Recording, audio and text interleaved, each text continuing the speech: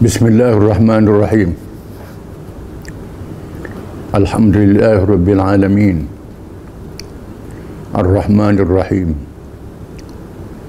Maliki yaumiddin. Iyyaka na'budu wa iyyaka nasta'in. Ihdinas siratal mustaqim. Siratal ladzina an'amta 'alaihim ghairil maghdubi 'alaihim waladdallin. Amin. Wassalatu wassalamu ala Rasulillah wa ala alihi wa sahbihi wa man tabi'ahu wa nasarahu wa wala. Rabbana zidna ilma warzuqna fahman wa hikmah. Tersambung perbincangan minggu lepas, pertentangan atau percanggahan di antara komunisme dengan ajaran Islam perlu dihuraikan lagi. Komunisme adalah kekufuran yang sangat besar. Ini yang pertama. Kerana mengingkari wujudnya Allah, perkara-perkara yang gaib dan hari akhirat yang menjadi perkara akidah dalam ajaran Islam. Kepercayaan kepada Allah, adanya Tuhan, adalah fitrah, naluri sifat semula jadi manusia. Bermakna komunisme bercanggah sifat semula jadi manusia. Kerana mengikut fitrahnya, manusia mesti percaya adanya Tuhan. Termasuk orang-orang yang tinggal di hutan rimba belantara, yang tak belajar langsung, percaya adanya kuasa ghaib. Fitrahnya percaya begitu. Bahkan semua makhluk lain pada manusia percaya adanya Tuhan.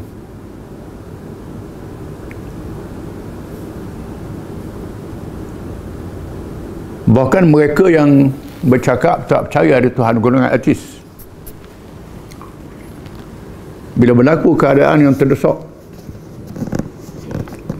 dalam keadaan tidak selamat, dia sebut dalam Quran berulang kali, bila berada di laut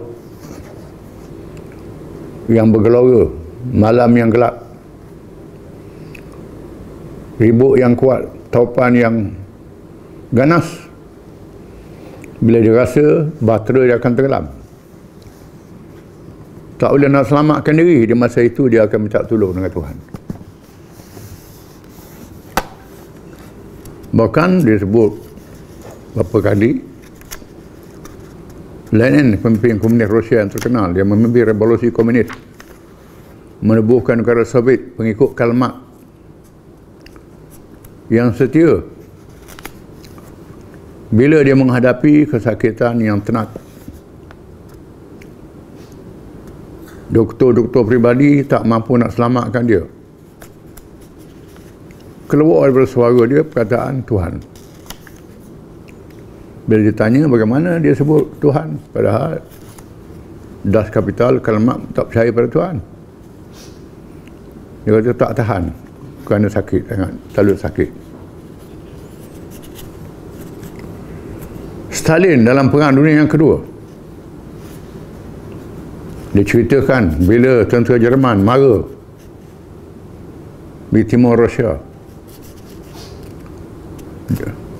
dihujani dengan serangan-serangan yang dahsyat, di mana Jerman menguasai udara di masa itu. Dalam keadaan yang sangat terdesak, membenarkan gereja, masjid, berdoa, minta tolong Tuhan. Begitulah sifat manusia. Mereka percaya adanya Tuhan yang menguasai alam ini. Cumanya mereka sesat, melantik Tuhan-Tuhan yang lain daripada Allah. Percaya Tuhan tu ada, lepas itu lantik Tuhan lain. Ada sekutu bagi Allah, itu kesesatannya. Asah percaya pada Tuhan itu menjadi fitrah, naluri manusia. Komunis menafikan percaya pada Tuhan, dia menafikan fitrah, menafikan naluri. Sifat semula jadi, macam nak hapus matahari bulan. Boleh tak boleh? Nak hapus musim. Musim kemarau, musim panas, musim sejuk. Tapi alam, tak boleh. Cakap kosong, tak mampu. Itu kekuasaan Allah Ta'ala, tak mampu nak hadap. Mereka tak percaya pada perkara yang gaib dan hari kiamat. Perkara gaib ini walaupun tak nampak mata kasar, tapi ada tanda-tanda wujud perkara gaib. Angin kita tak nampak, bila dia bertiup baru sedar ada rasa angin. Panas tak nampak, sejuk tak nampak, bila ada rasa baru kita tahu adanya sejuk, adanya panas. Bahkan ditunjukkan bagaimana makhluk-makhluk gaib, malaikat, jin dan sebagainya bertasyakul, menzahirkan rupa. Seluruh dunia dengar cerita ini.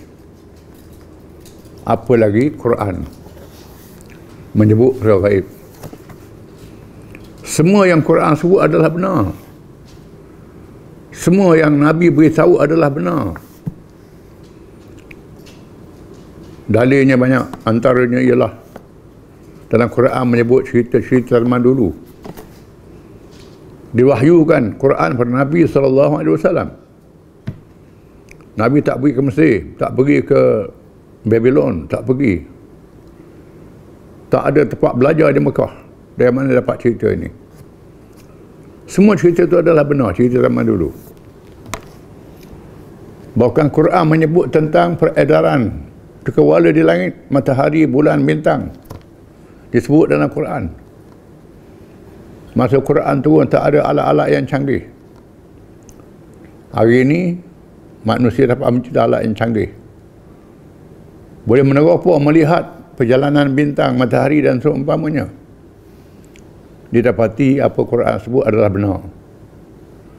Itu juga hari akhirat yang akan berlaku. Dunia akan kiamat. Bahkan hari ini saintis mengaku bahawa dunia ini akan hancur lebur. Berlaku pertemuan antara cakrawala, bumi, bintang. Berlaku hari ini, bercakap tentang fenomena alam yang berubah, yang menggerun, menakutkan. Cuaca panas. Nabi dah beritahu amaran-amaran ini. Kerana manusia merosakkan alam sekitar. Merosakkan dunia. Merosakkan pengurusannya, menghancurkan dunia. Hari kiamat dipercayai oleh ahli-ahli sains. Maka pandangan komunis meleset. Tak betul, salah. Yang kedua, bercanggah dengan fitrah manusia berhayat kepada keperluan roh dan jasad. Dengan cara yang betul.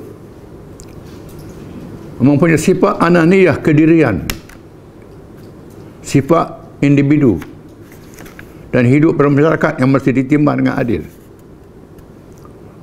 Di mana diri manusia ni ada akal, ada roh, ada jasad. Lain dengan binatang, lain dengan makhluk-makhluk jamadat yang tak bergerak, batu, kayu. Manusia ada sifat sendiri, semula jadi sendiri. Semula jadi ini memerlukan makanan. Akal memerlukan makanan, roh perlu makanan, jasad perlu makanan. Dia tahu makanan jasad je, isi perut, keluar najis, keluar kencing. Makanan akal, ilmu pengetahuan, fikiran baik. Makanan roh, akhlak yang mulia, tolak perangai buruk, keimanan, kepercayaan. Makanan roh. Kalau kenyang perut saja, roh tak kenyang. Bila roh tak kenyang, berlaku desakan hidup, tak sabar menghadapi cabaran. Berlaku bunuh diri. Kisah orang bunuh diri ini orang senang. Orang yang senang orang yang hidup dalam keadaan kemewahan boleh memuaskan hawa nafsu lebih daripada binatang lagi. Puas nafsu, mengapa penuh diri? Kerana roh dia lapar, akal dia lapar, berfikiran tidak bijak. Manusia memerlukan makanan roh, jasad dan akal. Komunis menafikan fitrah manusia ke jasad saja. Manusia ada sifat kedirian, jaga diri masing-masing, individualistik, dan mesti hidup bermasyarakat. Sebab Nabi kena hidup bermasyarakat. Tak boleh hidup seorang-seorang. Pakaian kita pakai, makanan kita makan, memerlukan campuran bahan-bahan daripada hasil manusia berbagai-bagai kebolehan, kemahiran. Macam-macam negeri dikumpulkan, menunjukkan manusia mesti bermasyarakat, madani, bertamadun. Itu sifat manusia, tak dinafikan. Dalam masa yang sama ada kepentingan masing-masing, keluarga masing-masing yang perlu dijaga. Kalau jaga masyarakat, diri dibiarkan, tak sempurna kehidupan manusia. Komunis menganggap kepentingan masyarakat, lupa tentang individu, kepentingan diri ini. Sedangkan Islam mengajar supaya dua-duanya dijaga dengan sama, dengan adil. Dirimu ada hak dia, keluargamu ada hak dia, masyarakat ada hak dia, dibahagikan. Kalau harta ada untuk diri, untuk nafkah keluarga, zakat untuk masyarakat, sedekah dan sebagainya. Semangat, jual beli memudahkan masyarakat. Jual beli memudahkan masyarakat. Bila jual beli ada milik diri, dia nak buang milik diri ni tak boleh. Bercaruh dengan fitrah. Kemudian komunis, satu ajaran yang sangat zalim, yang kejam, tidak berperi kemanusiaan, menjadikan manusia, pekerja, petani, peladang sebagai hamba-hamba kerajaan. Bukan hamba Tuhan, hamba kerajaan. Memperhambakan rakyat, mengabdikan rakyat. Ini ajaran komunis. Kononnya ketua negara komunis nak jaga masyarakat. Sebenarnya mereka memerintah secara diktator, memaksa rakyat, sama dengan Firaun, sama dengan Namrud. Ini nyata, terang. Tak setuju dengan dia, tembak, bunuh. Kononnya nak bela masyarakat. Bela masyarakat apa? Kedudukan ketua dia. Bila jatuhnya negara komunis, didapati ketua-ketua ini mengumpulkan kekayaan yang banyak. Bohong, saya cakap bohong. Oleh kerana ajaran komunis ni bercanggah dengan fitrah manusia dan direka oleh manusia, maka banyak kelemahan-kelemahannya. Dan kita menyaksikan di abad yang lalu runtuh sebuah negara besar komunis, Soviet Union. Negara yang merangkumi Asia dan sebahagian Eropah. Sebahagian Asia, bahagian Eropah. Paling besar dalam dunia. Melaksanakan ideologi komunis. Hancur lebur di tahun 80-an di abad yang lalu. Berkecai negara dia. Terpaksa meninggalkan ajaran komunis. Sehingga negara komunis yang lain, China, Cuba, Vietnam, merombak ajaran komunisme mereka sendiri, menandakan kegagalan ajaran komunisme. Kerana mereka tak nampak cahaya Islam, mereka sendiri ajaran itu, rombak ajaran peringkat demi peringkat. Kerana ajarannya bercanggah dengan ciptaan Allah SWT yang menjadikan seluruh alam. Sebab itu orang Islam haram ikut komunis, bukan haram jadi kufur. Kalau ikut komunis jadi kafir, keluar daripada Islam. Kerana menyanggah ketuhanan Allah SWT, menyanggah peraturan-peraturan Allah yang nyata yang berkait dengan fitrah. Tapi oleh kerana banyak yang jahil, tak tahu, ingat ke masalah kehidupan manusia ni tak kait dengan agama. Ikut komunis, berjuang komunis, mati kerana komunis. Mati saja je. Kerana kejahilan. Maka dia tak tahu. Tak belajar agama dengan sepenuhnya. Islam ajaran yang sempurna, merangkumi segala perkara.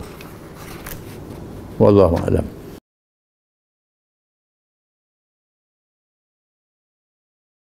Bismillahirrahmanirrahim.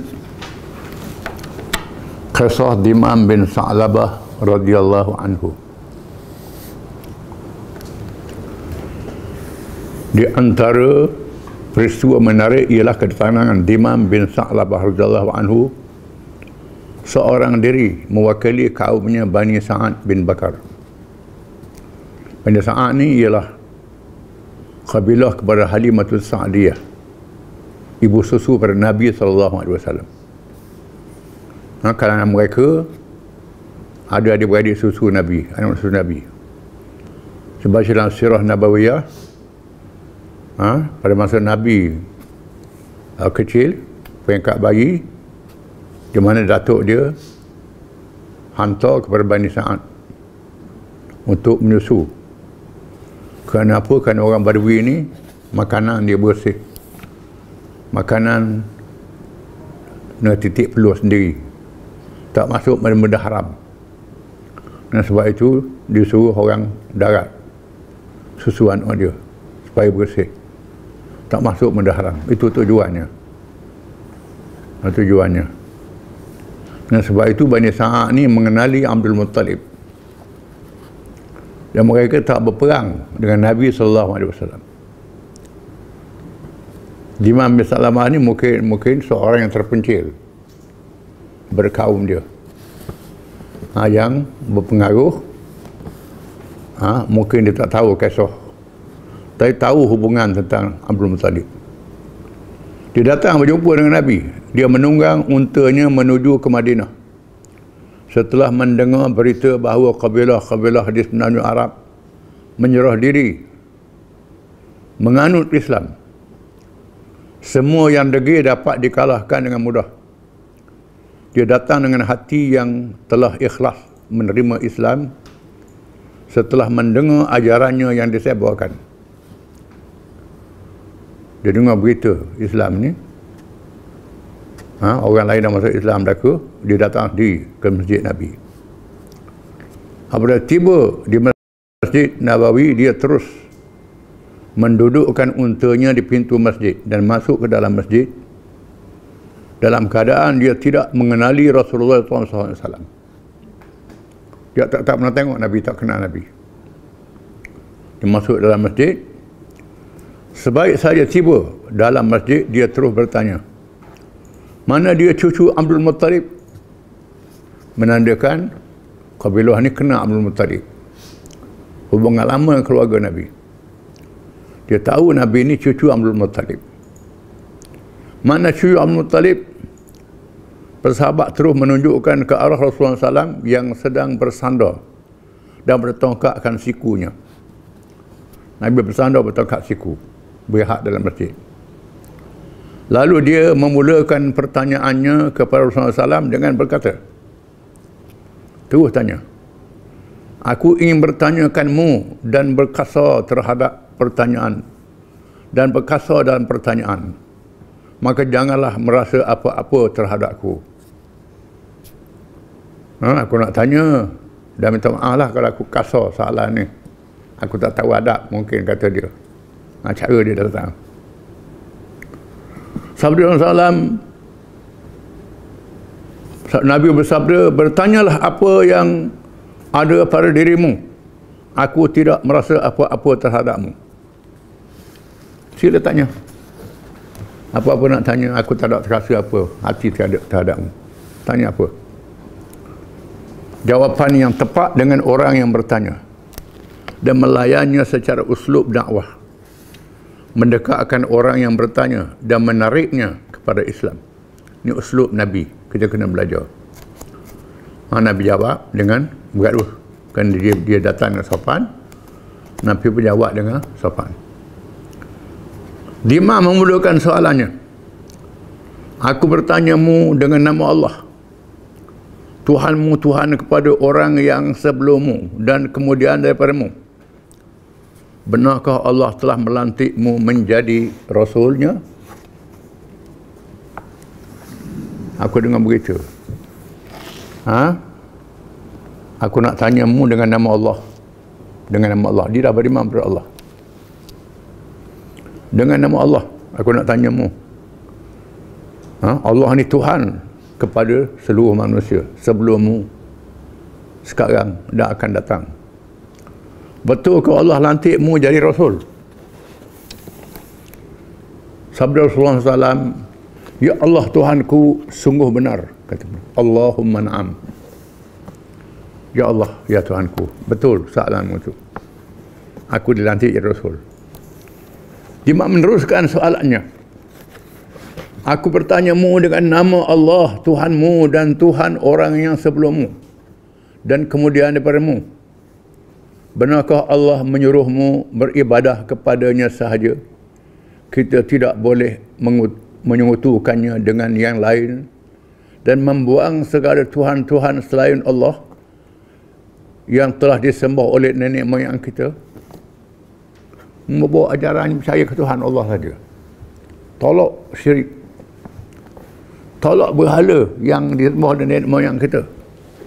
Ini ajaran yang membawa ni pelik pada orang ni. Sabda Rasulullah SAW, ya Allah Tuhanku, sungguh benar. Itu betul. Itu ajaran yang aku bawa. Dia meneruskan soalannya.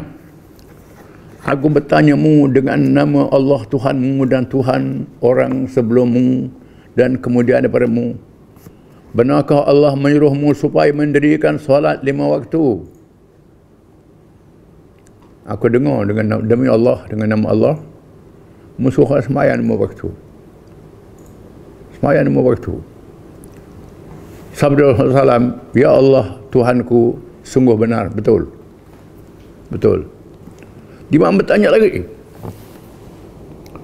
Aku bertanyamu dengan nama Allah, Tuhanmu, dan Tuhan orang yang sebelummu, dan Tuhan orang yang kemudian daripada-Mu. Benarkah Allah menyuruhmu supaya berpuasa sebulan Ramadan dalam setahun?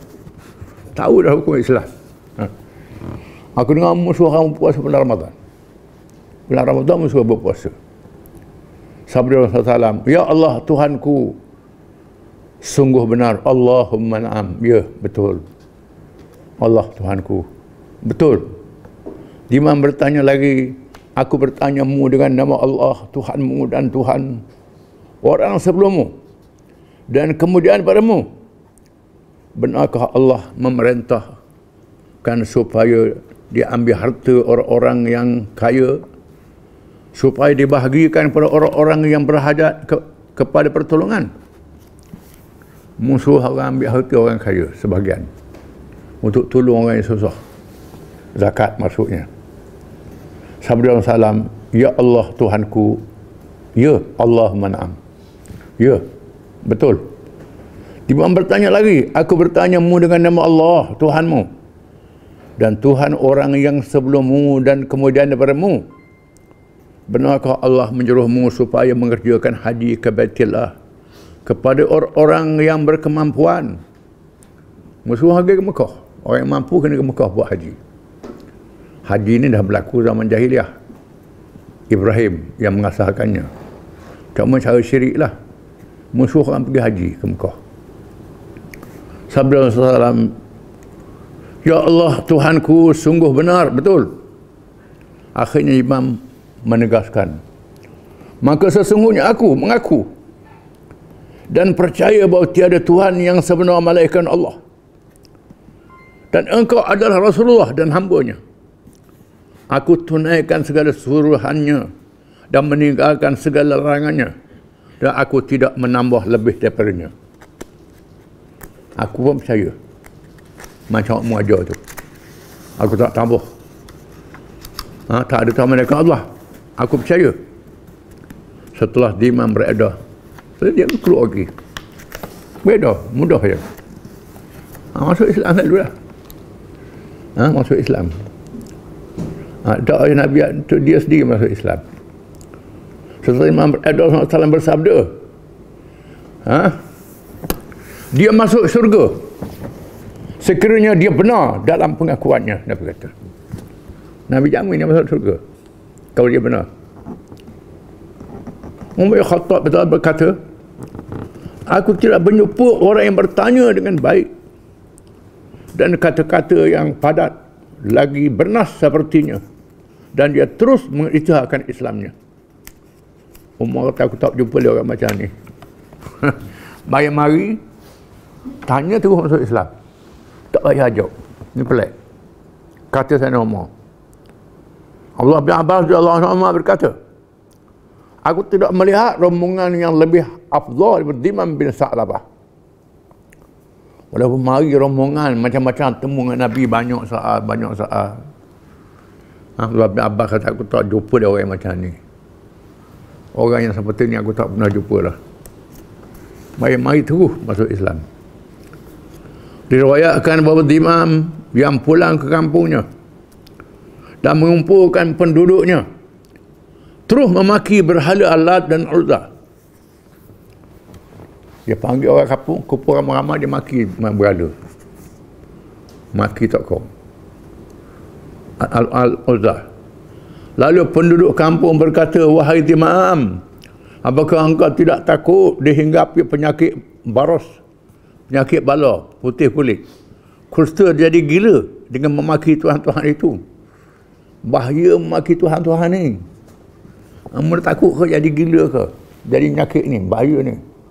Duk maki kata okong ni, maki berhala ni.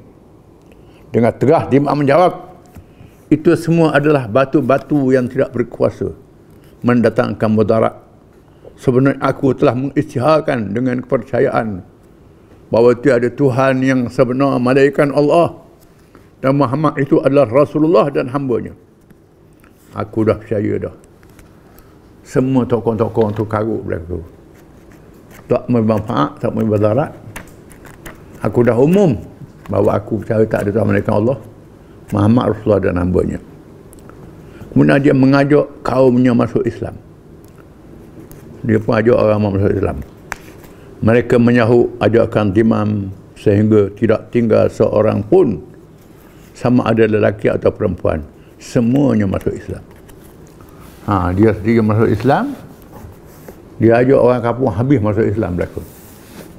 Maka dia dapat pahala dia masuk Islam.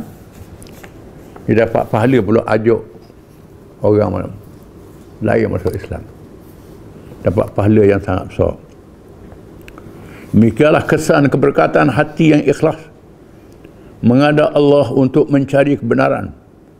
Maka Allah mengurniakan hidayahnya dengan mudah, dan orang-orang yang mendengarnya juga menerima dengan mudah. Pasal apa? Kita pergi khutbah sejam, orang tak masuk Islam. Bersarah berdakwah sampai 2-3-4 jam. Seorang pun tak ikut. Ini bercakap tak sampai 5 minit. Orang tu masuk Islam. Mengapa boleh jadi begini? Jawabnya ialah ikhlas hati. Di mana bila ikhlas hati masuk dalam hati manusia, Tuhan jadikan begitu. Mengapa kita melihat pendakwah-pendakwah yang masuk ke Asia Tenggara ni, sebagai contoh tempat kita ni, sebahagian mereka adalah peniaga-peniaga, bukannya ulama-ulama besar. Berniaga, mari berniaga, ajak orang masuk Islam. Raja masuk Islam, rakyat masuk Islam, seluruh Nusantara masuk Islam. Bila orang Islam lalu di Jalan Sutera Asia Tengah, ranak ajaran yang lain, pakat masuk Islam belaka. Bila Islam masuk, Islam masuk ke benua India, banyak orang masuk Islam. Cuma dihalang oleh penjajah. Kalau tak habis penjajah, India tu jadi Islam belaka. Kerana penjajah. Penjajah Kristian ahli kitab, puak-puak yang tahu tapi melawan Islam, jadi penghalangnya, kepuncanya. Mengapa pendakwah-pendakwah zaman dulu boleh menarik orang yang mudah? Kerana ikhlas hati mereka lebih pada kita. ikhlas dia lebih menyebabkan seruan mereka masuk dalam hati-hati manusia. Di sini perlunya keikhlasan kepada Allah Ta'ala dalam kerja dakwah ini. Wallahu a'lam.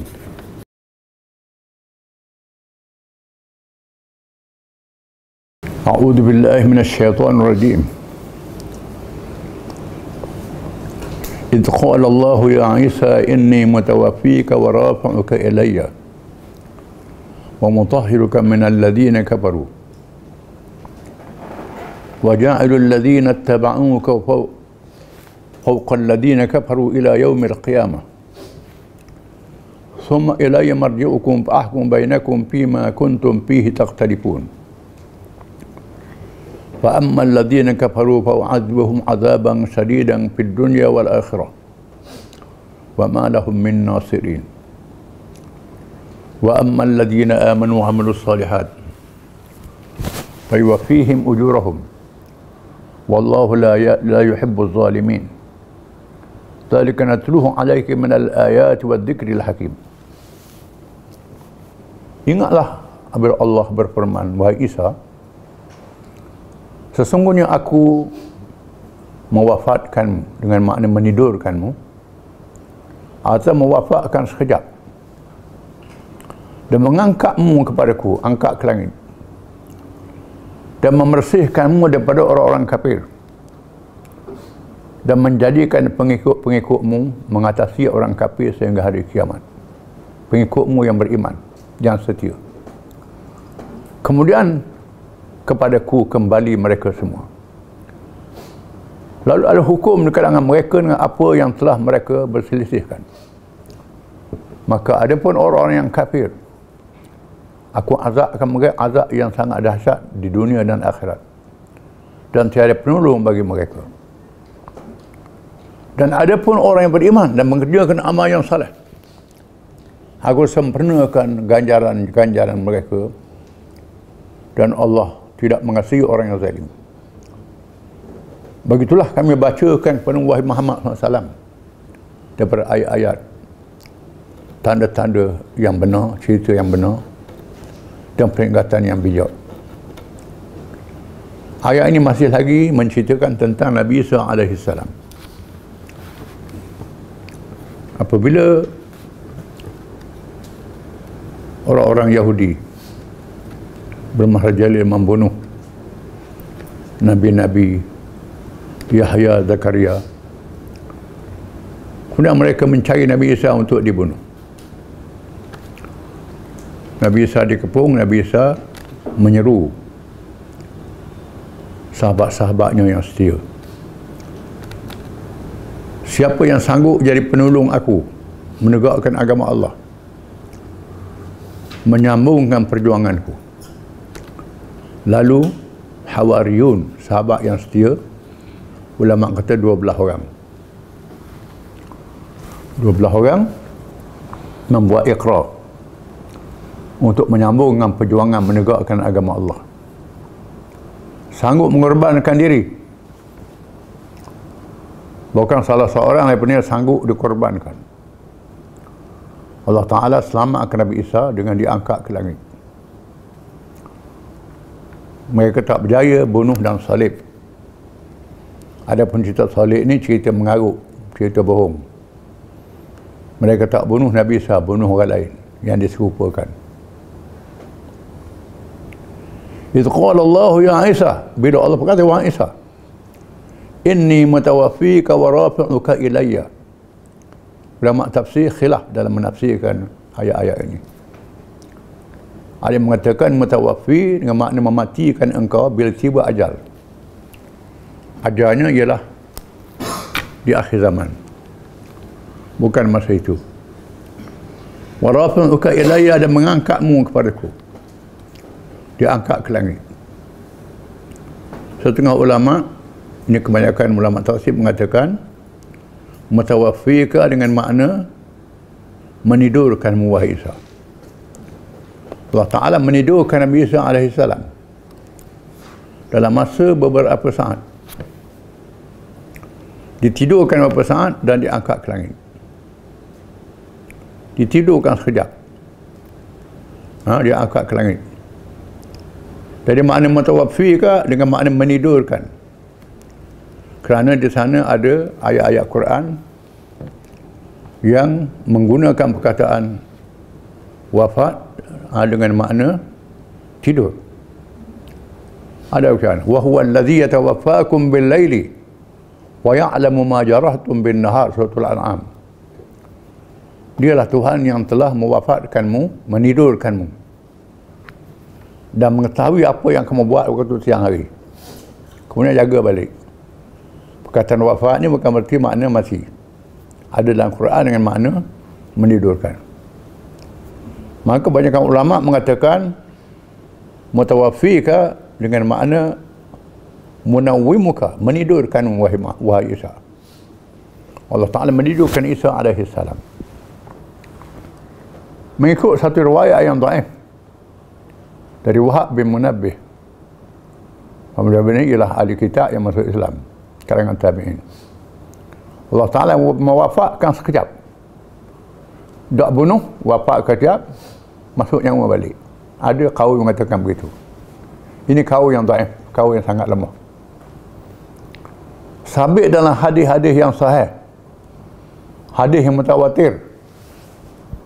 Mutawatir ini diriwayatkan oleh ramai sahabat yang tak boleh dibohongi sekali-kali, bahawa Nabi Isa akan turun di akhir zaman.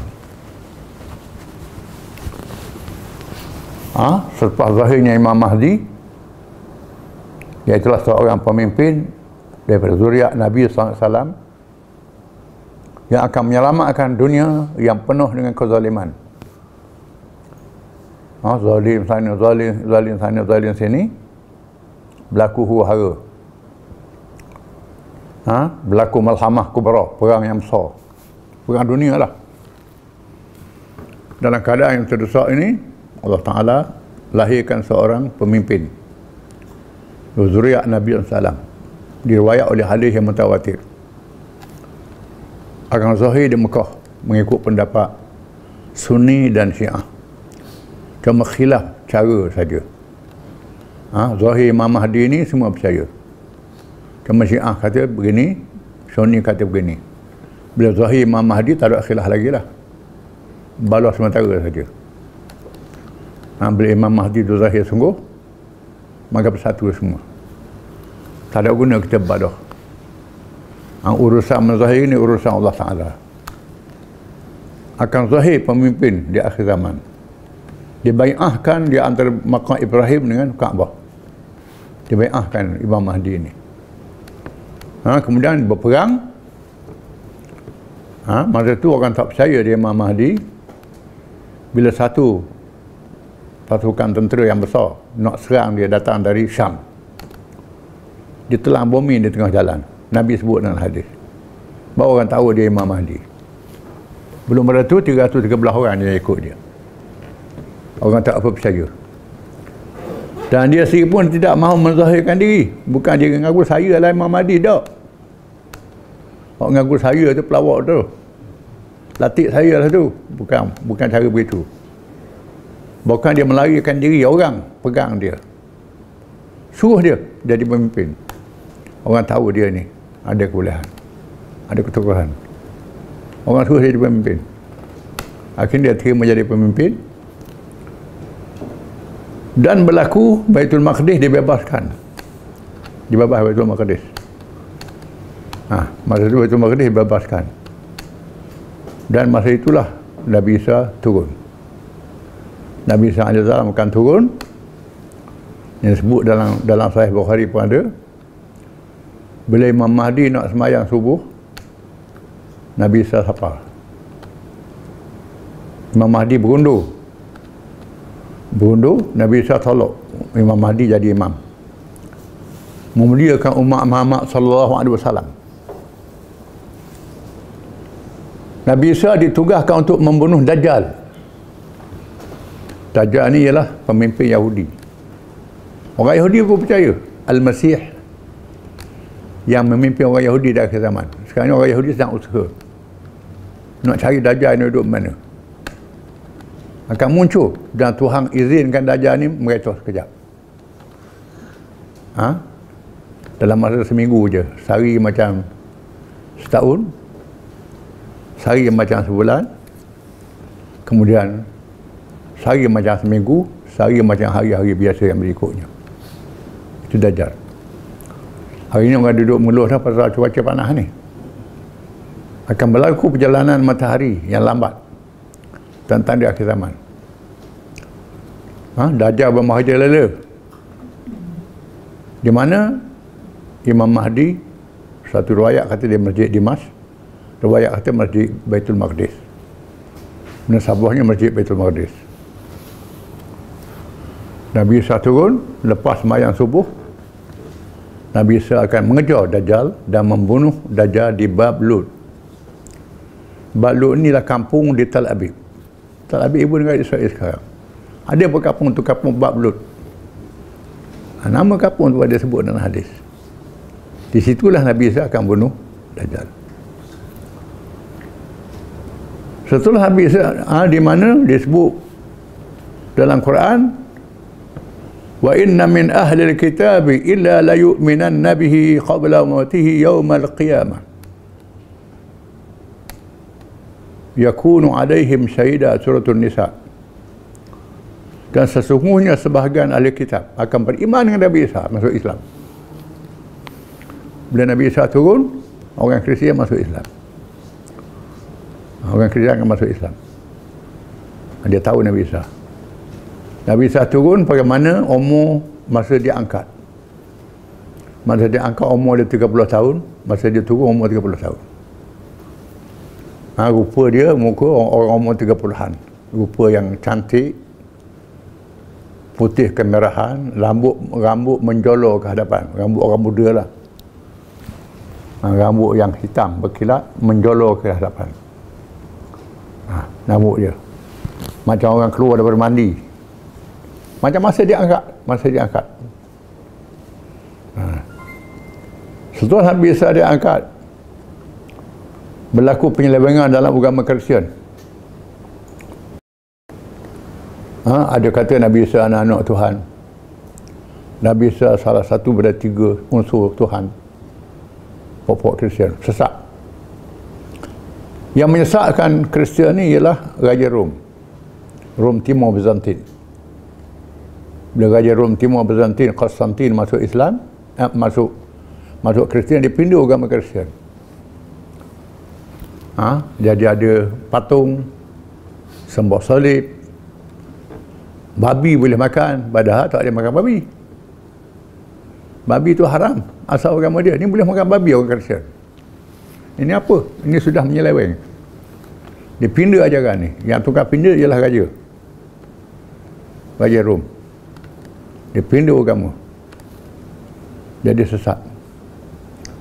Namun demikian orang Kristian ni berpecah. Ada yang ortodok.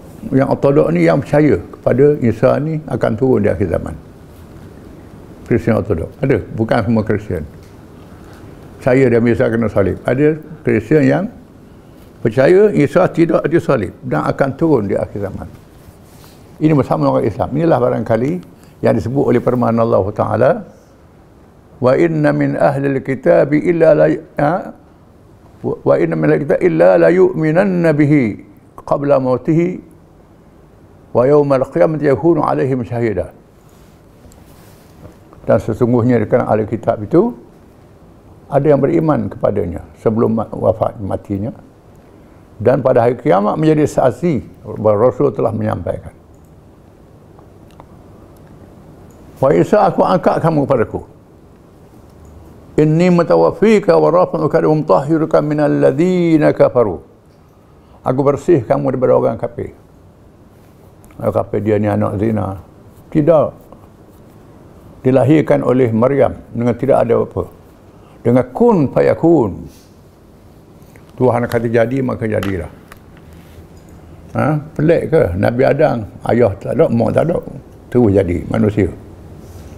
Hawa, dua tulang rusuk Nabi Adam, mak tak ada, Tuhan buat. Maka Tuhan buat Nabi Isa dengan tidak ada ayah. Dengan malaikat Jibril menyampaikan firman Allah kepada Maryam, Tuhan nak beri anak padamu. maka jadi anak dengan firman Allah Ta'ala, kun fayakun. Bukan dengan bersetubuh. Jibril tak boleh nak setubuh, dia bukan lelaki. Jibril bukan manusia, bukan lelaki, bukan ada nafsu. Kita tengoklah ayat Quran menceritakan mereka bawa perintah daripada Allah, dan Jibril membawa firman Allah Ta'ala. Jibril tak boleh setubuh. Dia malaikat, mana ada kemaluan, mana ada apa.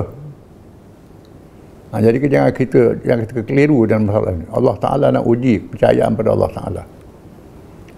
Dan bila Maryam bawa, orang kata dia berzina, Tuhan jadi Nabi Isa bercakap. Nabi Isa masa bayi itu terus beritahu dia ni Abdullah. Aku ni hamba Allah, Tuhan jadikan aku Nabi. Wa ja'alni nabiyya. Tuhan nanti aku jadi Nabi. Masa merah tu bercakap. Mukjizat. Tuhan tunjuk kekuasaan dia. Jadi kita kena tolak kepercayaan Kristian.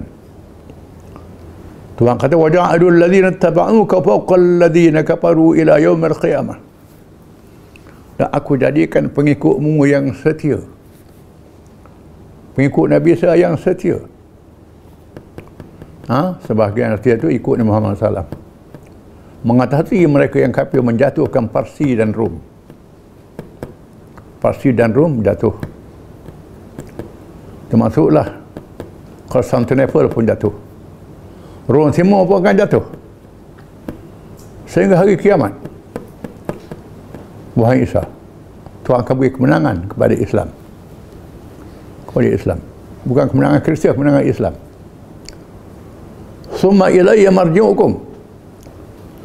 Kepada aku tempat kembali kamu. Kamu mati, macam orang lain mati. Bila tiba ajal, setelah kamu menjalankan tugas menegakkan syariat Nabi Muhammad sallallahu alaihi wasallam. Nabi Isa bila turun, dia memerintah negara.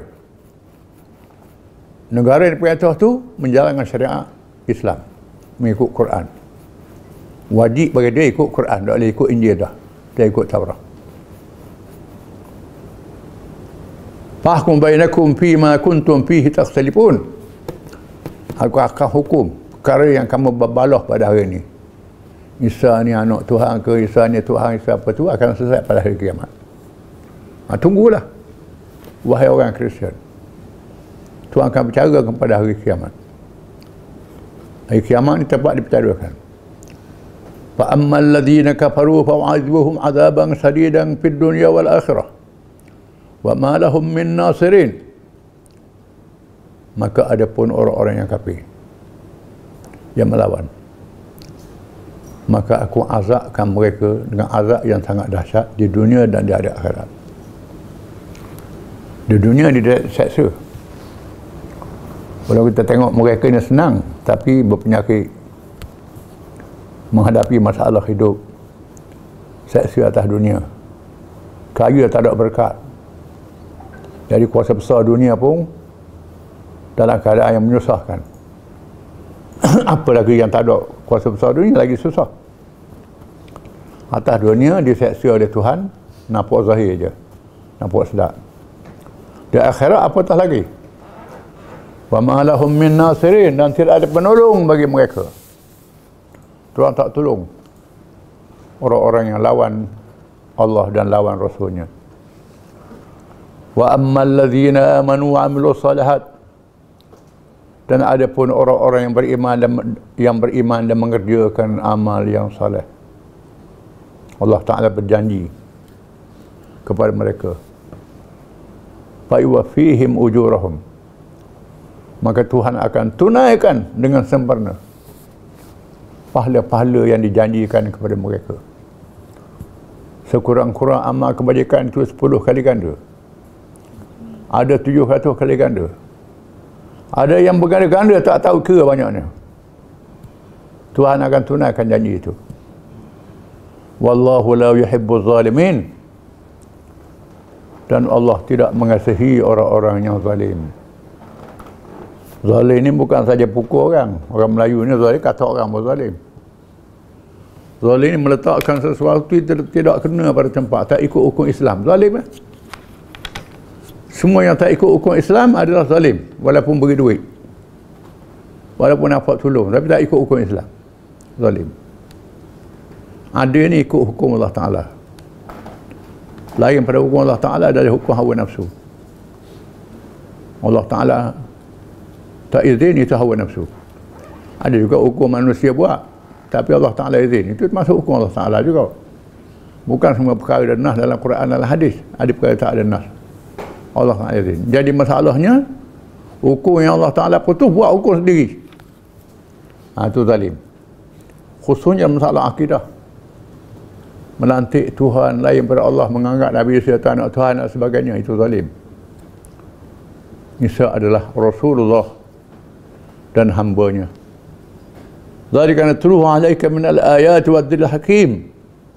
Itulah yang kami bacakan pada kamu, wahai Muhammad SAW, daripada ayat-ayat Al-Quran dan peringatan yang bijaksana. Banyak ayat-ayat ni, dan selepas ni Nabi baca kepada orang Kristian Najran. Kita akan baca minggu depan. Dalam sirah pun kisah yang sama juga. Rombongan Kristian Najran datang menghadap Nabi. Dia hanut Kristian, tapi menyeleweng. Mereka tanya tentang Isa, Allah Ta'ala turunkan ayat ini. Nabi baca pada mereka. Ini adalah kisah yang benar, yang betul. Bukan sebagaimana yang kamu reka, yang mengarut, yang tak betul. Ini daripada Allah, cerita yang sebenarnya. Wallahu a'lam.